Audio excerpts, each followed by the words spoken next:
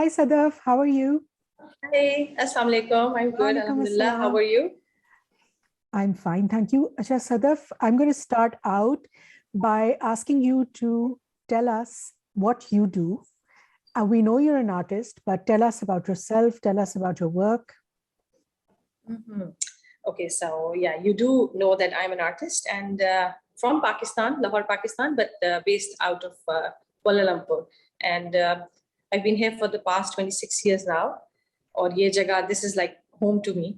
पाकिस्तान से निकले हुए इतना अरसा हो गया, लेकिन obviously आपकी roots तो वही रहती हैं. तो मुझे अभी तक लोग पाकिस्तानी आर्टिस्ट के तौर पे ही जानते हैं और मैं ऐसे ही अपने आप को इंट्रोड्यूस भी करती हूँ as a Pakistani artist. Wonderful. जबकि पाकिस्तान ज्यादा वक्त मेरा पाकिस्तान से बाहर ही गुजरा है. Right. So, Sadaf, I want you to talk to us about your journey. How did you discover that you wanted to become an artist? How did you go about it? कुछ हमें बताएं. And what also I want to add कि आपके parents जो थे, did they easily let you become an artist? या कोई मसला आपको हुआ था उसमें? ये थोड़ी सी इंटरेस्टिंग जर्नी है इस तरह से कि it was not just my parents, because मैं अपनी शादी के बहुत सालों के बाद एक आर्टिस्ट बनी एज अ प्रोफेशनल आर्टिस्ट. असल में I got married when I was 18 और उस वक्त पे I wanted to become a doctor, जो नहीं बन पाई फॉर सम अदर रीजंस.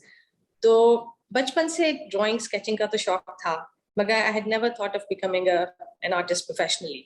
लेकिन शादी हो गई, बच्चे हो गए, I had nothing else to do. तो मैंने इसको एज अ हॉबी दोबारा से शुरू किया. लेकिन मेरे दोस्तों ने मुझे माशाल्लाह इतना इनकरेज किया, मेरे हस्बैंड ने और मेरी मदर ने भी. अनफॉर्चुनेटली अब्बू तो मेरे नहीं है, तो मेरी मदर ने भी, मेरे हस्बैंड ने स्पेशली बहुत ज्यादा सपोर्ट किया. और जो मैंने अपनी पहली एग्जीबिशन की, मेरा नहीं ख्याल था कि कोई मेरी एक भी पेंटिंग खरीदेगा. मेरी पहली एग्जीबिशन थी, that was completely sold out. अल्लाह का एहसान है, बिल्कुल उसमें मेरा तो कोई ऐसा टैलेंट नहीं है, मगर वो बस उस वक्त से वो चीज शुरू हो गई. और इट्स बीन 10 years नाउ. मैं प्रोफेशनली पेंट करती हूँ, इंटरनेशनल शोज करती हूँ. और अगर आर्ट की जर्नी की बात करें तो शुरू में तो मुझे पता ही नहीं था कि मेरी क्या फील्ड है, क्या मेरी थीम है. बस जो चीज इंटरेस्ट करती थी वो बना ली, देख के लैंडस्केप्स भी बना लिए, हर चीज, हर तरह की फिगरेटिव सब कुछ बना लिया. Then I started reading Rumi और मैंने रूमी को इंटरप्रेट करने की कोशिश की. अगर आपने मेरा काम देखा है, बिल्कुल, इट्स मोस्टली रूमी.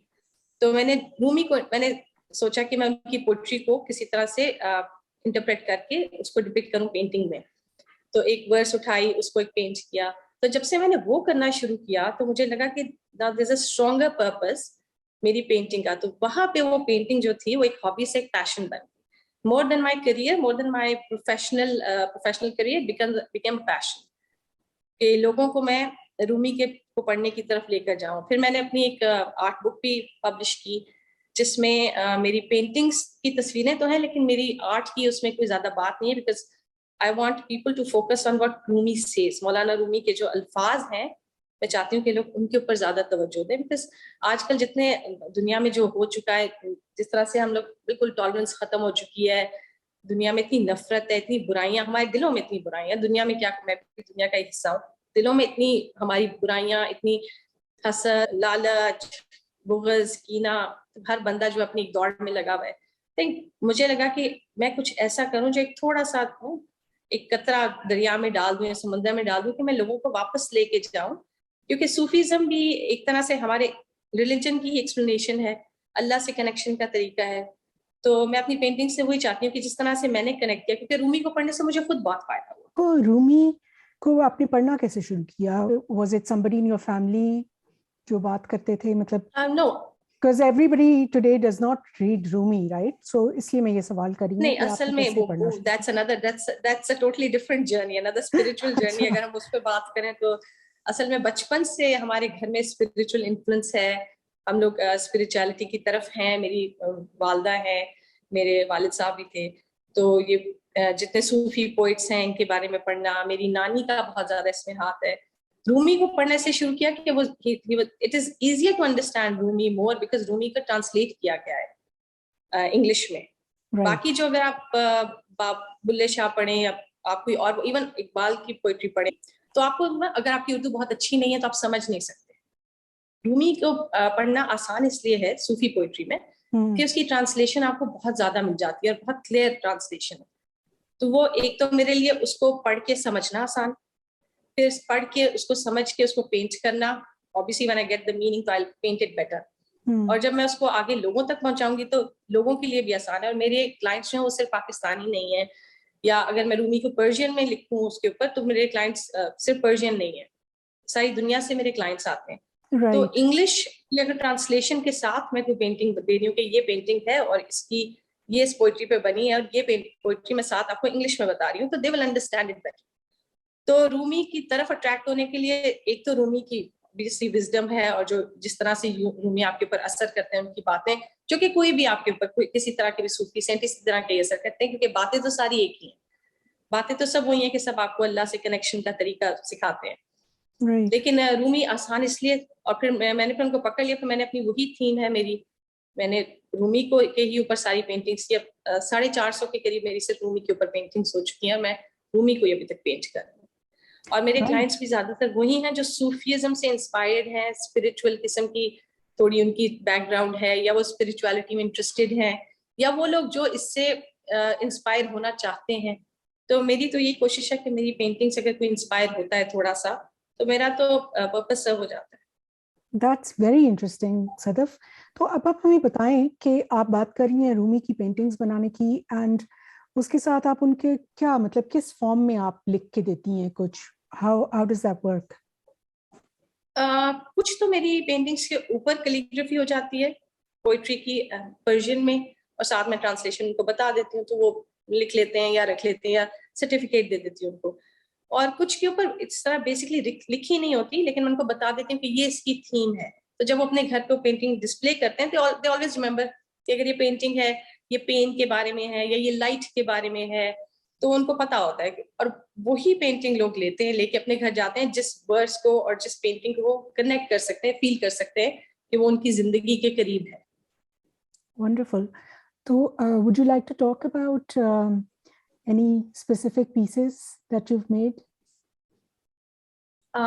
जी बिल्कुल।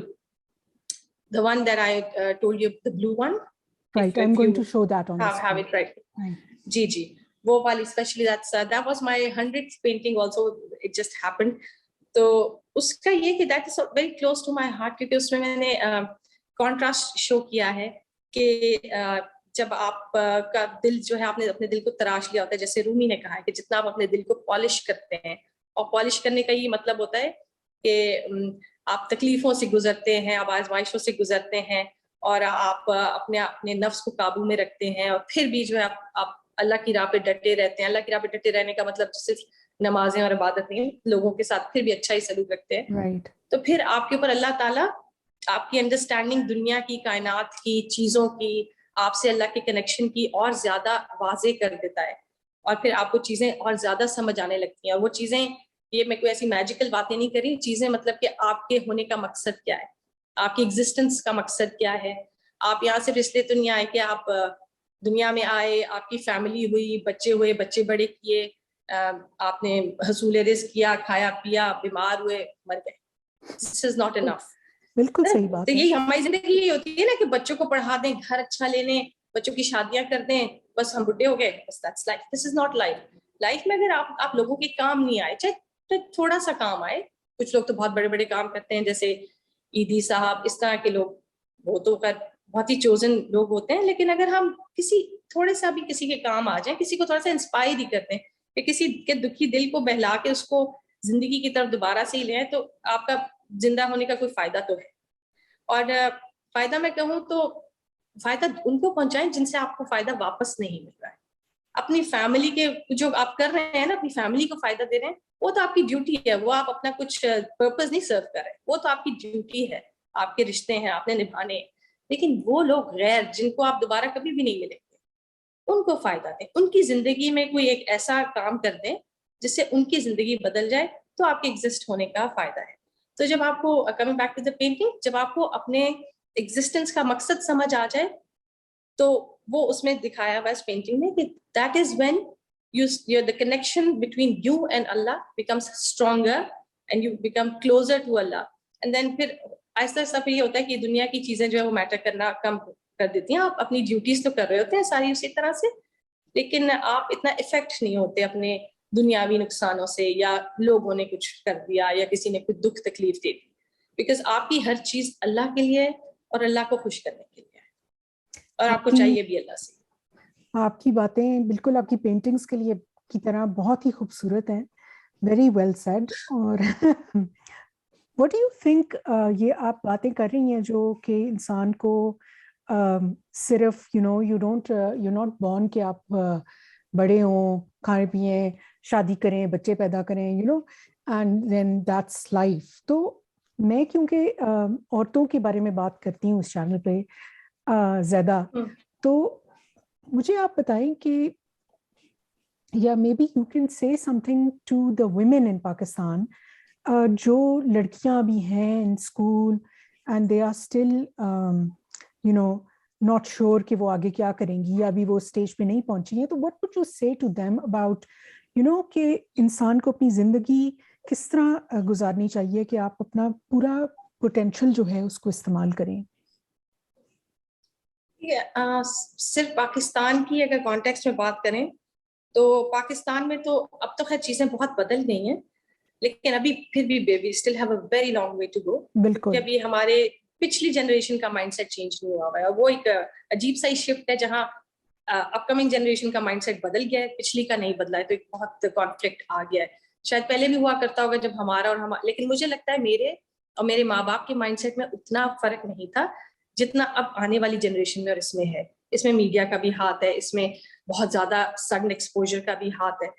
लेकिन मेरा ख्याल है कि ना सिर्फ वो लड़कियां जो कि नई जनरेशन है, इनको ये समझने की जरूरत है कि उनका मकसद सिर्फ ये नहीं है कि वो शादी करें, पढ़ लिख लें और शादी करें और अपनी पढ़ाई बिल्कुल जाया कर दें और घर बैठ जाएं। लेकिन इसके साथ उनका ये भी एक और चीज जो बच्चियां, जो मैं बिल्कुल ऑपोजिट बात करने लगी हूँ, पता नहीं आपको पसंद आए कि नहीं, नहीं आप एक करें। चीज जो मुझे लगता है कि भूल गए हैं लड़कियां, जो भूल गई हैं, वो ये है कि वो इतनी ज्यादा एम्बिशियस हो गई हैं, अपने करियर ओरिएंटेड हो गई हैं, कि वो ये भूल गई कि सबसे बड़ा मकसद जो अल्लाह ताला ने और कायनात ने उनको दिया है वो माँ बन के बच्चों की तरबियत करना है।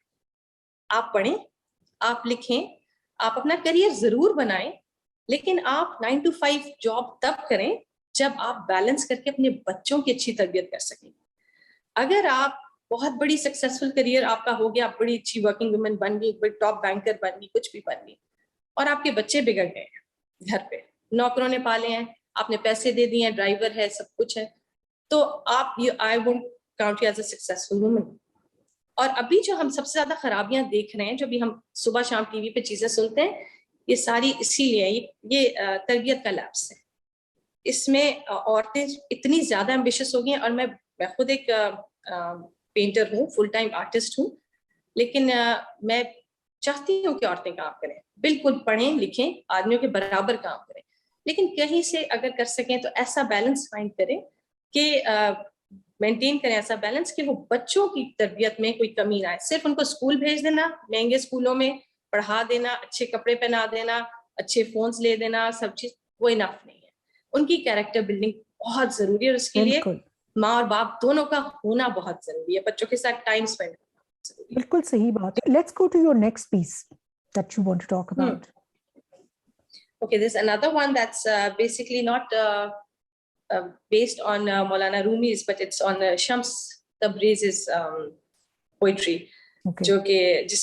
जो मेरी बुक भी है, बल्कि मेरी बुक मेरे पास है, मैं आपको दिखा देती हूँ। This is my book. इसके अंदर 60 पेंटिंग्स है मेरी, rhythm of a mistake heart.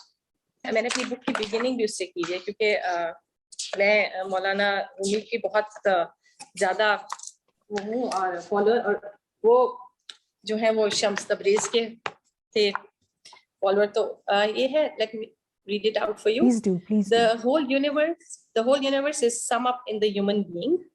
Devil is not a monster waiting to trap us. He is a voice inside. Look for your devil in yourself, not in others.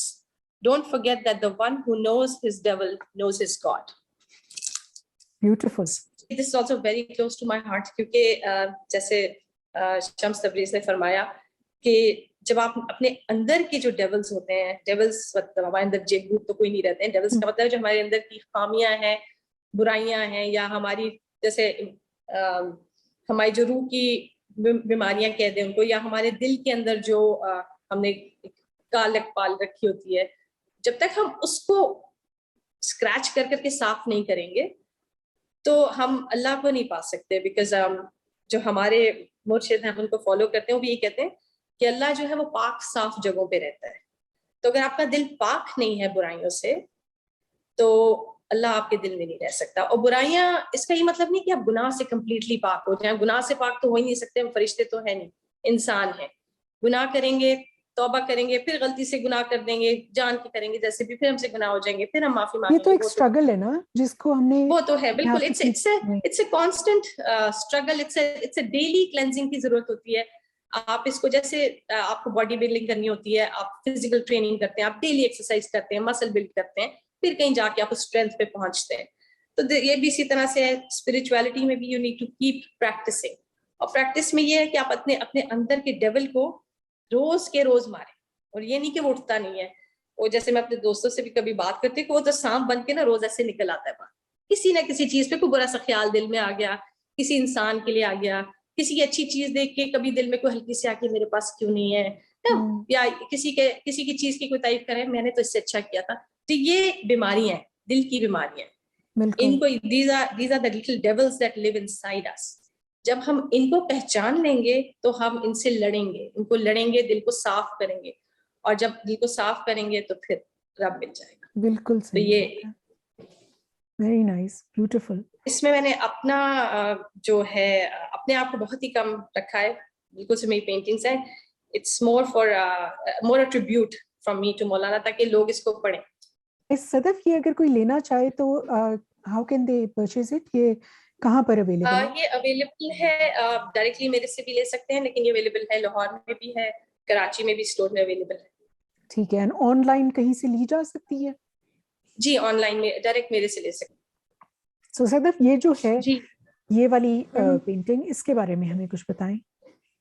ये painting जो है इसमें आप देख रही हैं फॉर अ चेंज, इसमें है तो ये मौलाना रूमी की ही पोइट्री पे, मगर फॉर अ चेंज आप देखेंगे कि इसमें दरवेश नहीं है।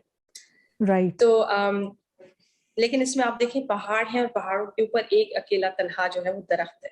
तो इस पेंटिंग में भी यही है कि अगर आप अलग हैं दुनिया से या अकेले रह गए, तो वो लम्हा जो आपके पास है तन्हाई का, तो वो लम्हे आप बहुत कीमती हैं, बहुत प्रेशियस हैं, और वो तन्हाई बहुत प्रेशियस है। अब ये तन्हाई जो है ये या तो एक्चुअल तन्हाई हो सकती है, या फिर आपकी दिल की तन्हाई हो सकती है कि आप लोगों में भी हैं लेकिन आप लोगों से कनेक्टेड फील नहीं करते, अंदर से आप तन्हा है। तो इन दोनों केसेस में it's a blessing, because when you are disconnected from people and when you are all alone, that is the time you connect with your creator. वो वक्त है जब आप अल्लाह से कनेक्ट करते हैं, क्योंकि जब आपके इर्द गिर्द की चीजें छट जाती हैं, आप डिस्ट्रैक्टेड नहीं होते, तो फिर आप अल्लाह से बातें करते हैं। तो वो जो अल्लाह से बातें और वो जो कनेक्शन डायरेक्ट हॉटलाइन बिल्ड होता है, that is very very precious. और वो आहिस्ता आहिस्ता आहिस्ता आपको और ज्यादा डीपर और स्ट्रॉन्गर होता जाता है वो कनेक्शन। बहुत जरूरी है कि जो तन्हाई का वक्त होता है उसको आप सही तरीके से सर्व करें, और सही तरीका यही है कि उस वक्त आप रिफ्लेक्ट करें अपनी एग्जिस्टेंस पे, मैं क्यों हूँ, मेरा मकसद क्या है, मैंने आज पूरे दिन में क्या एक अच्छा काम किया, कोई किया भी है कि नहीं, या मैंने इस पूरे हफ्ते में क्या एक अच्छा काम किया है। ये सारी चीजें, ये सारी आपके एक कनेक्शन को स्ट्रॉन्गर करती हैं। एब्सोल्युटली सदफ, मुझे इतना मजा आया आपसे बातें करके, और मैं लाइकवाइज चाहूंगी मुझे बहुत मजा है। मैं चाहूंगी आप दोबारा मेरे चैनल पर आएं और हम आर्ट से हट के भी कोई डिस्कशन करें, स्पिरिचुअल डिस्कशन नहीं, करें। हमने कुछ और काफी करें, सारे तो टॉपिक्स आज बहुत कवर कर हमने लिए हैं। कवर किया है। एंड करने जबकि हमने सिर्फ आर्ट पे बात करनी थी, लेकिन मुझे हाँ, लगता है हमारी तो काफी तो ब्रॉड उस ये तो टॉपिक काफी से बात डिफरेंट होगी, किस्म का वीडियो हो गया, which is I really like that, और मुझे बहुत ही मजा आया। अनप्लान्ड। यस, बिल्कुल, मुझे भी बहुत बिल्कुल मजा आया। बिल्कुल।